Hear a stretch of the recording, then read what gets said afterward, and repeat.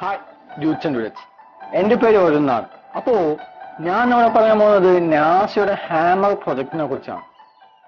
അതായത് ഒരു ആസ്ട്രോയിഡ് വന്ന് ഭൂമിയെ ഇടിച്ചാൽ നാസ എങ്ങനെ രക്ഷിക്കും, അല്ലെങ്കിൽ ഭൂമിയെ രക്ഷിക്കാനുള്ള പദ്ധതി, അതിനെ കുറിച്ചാണ് നമ്മൾ ഇവിടെ ഡിസ്കസ് ചെയ്യാൻ പോകുന്നത്.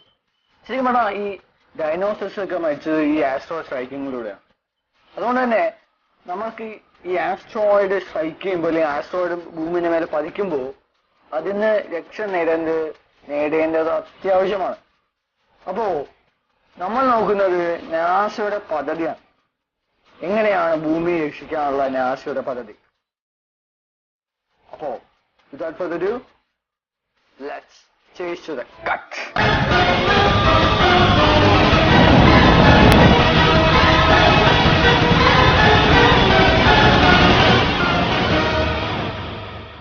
ഞാൻ ഈ ഇടയ്ക്കൊരു വീഡിയോ ചെയ്തിട്ടുണ്ടായിരുന്നു ഒസിറിസ് റെക്സിനെ പറ്റിയും അല്ലെങ്കിൽ ആസ്ട്രോയിഡ് മൈനിങ്ങിനെ പറ്റിയും ഒരു വീഡിയോ ചെയ്തിട്ടുണ്ടായിരുന്നു. അപ്പൊ അതിൽ ഞാൻ കുറെ കാര്യങ്ങൾ പറഞ്ഞതാണ്. പക്ഷെ ഇതിലും നമുക്ക് കുറച്ചും കൂടി ഈ കാര്യങ്ങൾ പറയേണ്ടി വരും. അതായത് പണ്ട് സ്റ്റീഫൻ ഹോക്കിംഗ് പറഞ്ഞിട്ടുണ്ടായിരുന്നു, നമ്മളുടെ അവസാനം മിക്കവാറും ഒരു ആസ്ട്രോയിഡ് സ്ട്രൈക്കിങ്ങിലൂടെ ആയിരിക്കും എന്ന് പറഞ്ഞിരുന്നു. പക്ഷേ അത് ഒരു വാർണിംഗ് ആയിട്ടാണ് നമ്മൾ എടുത്തിരിക്കുന്നത്. അതുകൊണ്ട് തന്നെ അത് ശരിയല്ലാതിരിക്കാൻ അല്ലെങ്കിൽ ശരിയാവാതിരിക്കാനുള്ള എല്ലാ പണിയും നമ്മളിപ്പോൾ ചെയ്തുകൊണ്ടിരിക്കുന്നു. അതിൽ ഒരു പ്രോജക്റ്റാണ് ഒസിറിസ് എന്ന സാറ്റലൈറ്റ്. ആ സാറ്റലൈറ്റ് ഒരു ആസ്ട്രോയിഡിനെ നിരീക്ഷിച്ച് അതിൽ കുറച്ച് പാർട്ടിക്കിൾസ് ഭൂമിയിലോട്ട് കൊണ്ടുവരികയാണ് ചെയ്യുന്നത്. അങ്ങനെ കൊണ്ടുവരുമ്പോൾ ഉള്ള പ്രധാന കാര്യം എന്ന് വെച്ച് കഴിഞ്ഞാൽ അത് നമുക്ക് റിസർച്ച് ചെയ്യാൻ പറ്റും. അപ്പോ ഈ അടുത്ത ഈ ബെന്നു എന്ന ആസ്ട്രോയിഡ് അടുത്ത് വരുമ്പോൾ അതിനെ ചെറിയൊരു ന്യൂക്ലിയർ എക്സ്പ്ലോഷൻ വെച്ച് മാറ്റാനാണ് ഇപ്പോൾ നമ്മുടെ തീരുമാനം. അപ്പൊ അതിനെ കുറിച്ചുള്ള മൊത്തം ഡീറ്റെയിൽസ് ഞാൻ നിങ്ങൾക്ക് ഷെയർ ചെയ്യാൻ പോവുകയാണ്. ഈ ഇടയ്ക്ക് നാസ ഹാമർ പ്രോജക്റ്റിന്റെ സയന്റിഫിക് പേപ്പർ ഇറക്കി, അതായത് ശാസ്ത്ര പ്രബന്ധം ഇറക്കി. അപ്പോ ഈ ശാസ്ത്ര പ്രബന്ധങ്ങളിൽ എന്തൊക്കെയാണ് പറഞ്ഞിരിക്കുന്നത് എന്നാണ് നമ്മൾ നോക്കാൻ പോകുന്നത് ശരിക്കും പറഞ്ഞാൽ. പക്ഷേ നമ്മള് നാസയുടെ പദ്ധതി മാത്രമല്ല, കുറച്ച് ഇങ്ങനെയൊക്കെ ആസ്ട്രോയിഡ് വീഴുന്ന ഈ റഷ്യയുടെ പദ്ധതിയും നോക്കാൻ പോകുന്നു. അപ്പൊ നമ്മൾ റഷ്യയുടെ പദ്ധതിയും നോക്കാൻ പോകുന്നു. എങ്ങനെയാണ് റഷ്യയുടെ ഒരു പദ്ധതിയെന്ന്. റഷ്യക്കാർ മൊത്തം എങ്ങനെയാണ് ഭയങ്കര നല്ലൊരു പദ്ധതിയാണ് പറഞ്ഞ കേട്ടാ. ഈ ഹാമറുടെ ഫുൾ ഫോം എന്ന് വെച്ച് കഴിഞ്ഞാൽ എന്താന്ന് വെച്ച് കഴിഞ്ഞാൽ hyper velocity asteroid migration mission four emergency response എന്നാണ്. ഭയങ്കര സുതാര്യമായ മിഷനാണ്. ഭയങ്കര ഒരു നമുക്ക് സെക്യൂർഡ് ഫീലിംഗ് തരുന്ന ഒരു മിഷനാണ്. കാരണം നമുക്ക് എന്തെങ്കിലും ഉണ്ടെങ്കിൽ റെസ്ക്യൂ ചെയ്യാൻ ഉണ്ടല്ലോ നാസയുടെ മിഷന് വേണ്ടത് ഏകദേശം 9 മീറ്റർ വൈഡുള്ള അറ്റോമിക് ബോംബാണ്.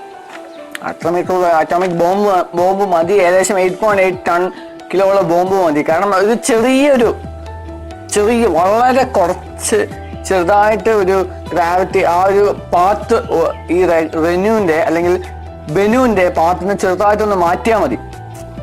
നമ്മുടെ ഭൂമിയിൽ ഇരിക്കില്ല. പക്ഷെ അത് വർഷങ്ങൾക്ക് മുമ്പാണെങ്കിൽ എന്ന് മാത്രമേ ഉള്ളൂ.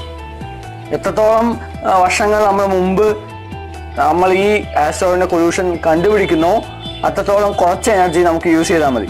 പക്ഷേ നാസയുടെ പദ്ധതി എന്താന്ന് വെച്ച് കഴിഞ്ഞാൽ ചെറിയൊരു ന്യൂക്ലിയർ എക്സ്പ്ലോഷൻ അടുത്ത് ഒന്ന് പൊട്ടിക്കാനാണ്. പക്ഷെ ന്യൂക്ലിയർ എക്സ്പ്ലോഷനെ പറ്റില്ല. ഈ സ്പേസിലേക്ക് ന്യൂക്ലിയർ എക്സ്പ്ലോഷനെ പറ്റുള്ളൂ. അപ്പോൾ നമ്മൾ റഷ്യക്കാർക്ക് അങ്ങനെയല്ല. റഷ്യക്കാർക്ക് പിന്നെ ഈ ചെറിയ ഓർബിറ്റ് കറക്ഷൻസ് ഒന്നും അത്രയ്ക്ക് ഇഷ്ടമല്ല. മൊത്തം പൊട്ടിച്ച് കളയാനാണ് അവരുടെ പദ്ധതി. പക്ഷെ മൊത്തം പൊട്ടിച്ച് കളയുന്നത് ഭയങ്കര റിസ്കി ആയിട്ടുള്ള കാര്യമാണ് എന്ന് പറയുന്നുണ്ട്. പക്ഷെ റിസ്കി അല്ലാതാക്കാൻ അവർക്കറിയാം എന്നാണ് റഷ്യക്കാർ അവകാശപ്പെടുന്നത്. അങ്ങനെയാണെങ്കിൽ ഏകദേശം ഈ ബെനുവിനെ പൊട്ടിത്തെറിക്കാൻ ഏകദേശം കാൽക്കുലേഷൻ പടി പലരുടെയും ശാസ്ത്ര പ്രബന്ധങ്ങളിൽ അല്ലെങ്കിൽ റിസർച്ച് പേപ്പറിൽ ഏകദേശം വരുന്നത് ഏറ്റവും മിനിമം വരുന്നത് 3 മെഗാടൺ TNTയുടെ പവറാണ്. ഈ 3 മെഗാടൺ എന്ന് പറയുമ്പോൾ ഭയങ്കര പവർഫുള്ളാണ്. ഈ 3 മെഗാടൺ എന്ന് പറയുമ്പോൾ ഏകദേശം ഹിരോഷിമ, ലിറ്റിൽ ബോയ് ഹിരോഷിമയിൽ പതിച്ച ലിറ്റിൽ ബോയെക്കാട്ടിലും ഏകദേശം 200 മടങ്ങ് പവർഫുള്ളാണ്. കാരണം ഹിരോഷിമയിൽ പതിച്ചത് ഏകദേശം 15 കിലോ ടൺ ന്യൂക്ലിയർ വെപ്പണായിരുന്നു. അതായത് 15 കിലോ ടൺ ഓഫ് TNT യുടെ സെയിം പവർ. പക്ഷെ ഇതിനാവശ്യമായത് ഏകദേശം 3 മെഗാ ടൺ വേണം. അത്രയും ഈ ബെനു ആസ്ട്രോയിഡ് തന്നെ ഏകദേശം 500 മീറ്റർ വൈഡാണ്. അതേപോലെ തന്നെ ഏകദേശം 7 ബില്യൺ കിലോയുണ്ട്. 7 ബില്യൺ കിലോസ് ഉള്ള സാധനമാണ് ഈ ബെനു എന്ന് പറയുന്ന ആസ്ട്രോയിഡ്. ഈ 7 ബില്യൺ കിലോ ഉള്ള സാധനത്തിനെയാണ് നമ്മൾ റഷ്യക്കാർ പൊട്ടിച്ച് കളയാൻ നോക്കുന്നത്. ഇങ്ങനെ പൊട്ടിച്ച് കളയണമെങ്കിൽ തന്നെ ഭയങ്കര ഡിഫിക്കൽട്ടാണ്. അതായത് ഇങ്ങനെ പൊട്ടിച്ച് കളയുമ്പോൾ നമ്മൾ ഏറ്റവും പവർഫുള്ളുള്ള Delta-4 ഹെവി റോക്കറ്റ് ആണ് വെക്കുക നാസയുടെ പദ്ധതി പ്രകാരം. ഫോർ എക്സാമ്പിൾ നാസയുടെ രീതിയിൽ നാസയുടെ ലോഞ്ച് സൈറ്റിൽ ലോഞ്ച് ചെയ്യുന്ന അല്ലെങ്കിൽ നാസയുടെ റോക്കറ്റ് വെച്ച് ലോഞ്ച് ചെയ്യുന്നു എന്ന് വിചാരിക്കുക. ഇത്രയും ടൺ സ്പേസിൽ എത്തിക്കണമെങ്കിൽ തന്നെ ഏകദേശം 34 to 54 ലോഞ്ച് വേണ്ടി വരും. ഇത് 25 വർഷങ്ങൾക്ക് മുമ്പ് പ്രെഡിക്റ്റ് ചെയ്താൽ തന്നെ ഏകദേശം 7 to 9 ലോഞ്ച് വേണ്ടി വരും. അപ്പോൾ ഈ പൊട്ടിക്കണമൊന്നും ശരിക്കും പറഞ്ഞാൽ നടക്കുന്ന കാര്യമില്ല. കാരണം അത്രയും മെഗാടൺസ് വേണം. അതിൻ്റെ ആവശ്യമില്ല. വലിയ ആവശ്യമൊന്നുമില്ല. ചെറുതായിട്ടൊന്ന് ഓർബിറ്റ് കളക്ഷൻ ചെയ്താൽ മതി എന്നാണ് എൻ്റെ അഭിപ്രായം. നിങ്ങൾക്ക് വ്യത്യസ്ത അഭിപ്രായങ്ങളുണ്ടാവാം. റഷ്യയോട് നിങ്ങൾക്ക് യോജിപ്പുണ്ടാവാം. പക്ഷേ എൻ്റെ അഭിപ്രായത്തിൽ ഇത്രയും പൈസ വേസ്റ്റ് ചെയ്യേണ്ട ആവശ്യമില്ല എന്നാണ് എൻ്റെ ഒരു അഭിപ്രായം. അപ്പോൾ ഈ വീഡിയോ നിങ്ങൾ ഇതുവരെ കണ്ടിട്ടുണ്ടെങ്കിൽ നിങ്ങൾ തീർച്ചയായും ലൈക്ക് ചെയ്യുക. ഈ വീഡിയോ നിങ്ങൾ ലൈക്ക് ചെയ്താൽ തീർച്ചയായും നിങ്ങളുടെ ഫ്രണ്ട്സും ഇഷ്ടപ്പെടും. അപ്പോൾ തീർച്ചയായും നിങ്ങളുടെ ഫ്രണ്ട്സിനും ഷെയർ ചെയ്യുക. നാളെ ഒരു വാട്സപ്പ് ഗ്രൂപ്പ് ഉണ്ടാവും, അതിൽ ജോയിൻ ചെയ്യുക. അപ്പോൾ എപ്പോഴും പറയുമ്പോൾ അല്ലേ, പീസ്.